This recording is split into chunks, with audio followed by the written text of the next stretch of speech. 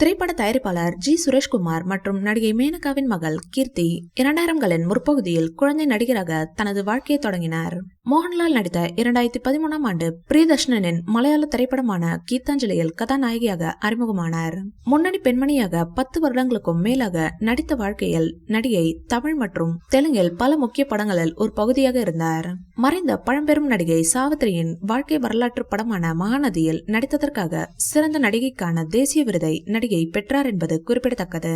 நடிகை கீர்த்தி சுரேஷ் ஆண்டனியுடன் 15 வருடங்களுக்கும் மேலாக காதலித்து வருவதாக செய்திகள் தெரிவிக்கின்றன. அவர் உயர்நிலை பள்ளியில் படிக்கும் போது கொச்சி கல்லூரியில் இளங்கலை பட்டப்படிப்பு படித்துக் கொண்டிருந்த போது தம்பதியர் சந்தித்தனர். ஆண்டனியின் தொழில் குறித்த விவரங்கள் தற்போது தெளிவாக இல்லை. அவர் கேரளாவில் பிரபலமான ரிசார்ட் சங்கிலியின் உரிமையாளர் என்று சில அறிக்கைகள் கூறுகின்றன. மேலும் பல உறுதிப்படுத்தப்படாத அறிக்கைகள் அவர் துபாயில் ஒரு வணிகத்தை வைத்திருப்பதாக கூறுகின்றன. மேலும் விவரங்கள் வர இருக்கும் வாரங்களில் வரும் என்று எதிர்பார்க்கப்படுகிறது.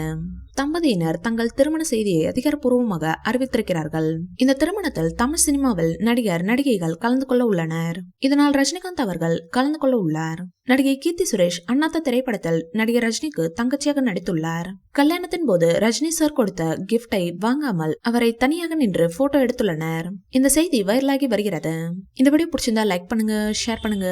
மேலும் ரஜினி சார் பற்றிய தகவல்களுக்கு எங்க சேனலை சப்ஸ்கிரைப் பண்ணுங்க.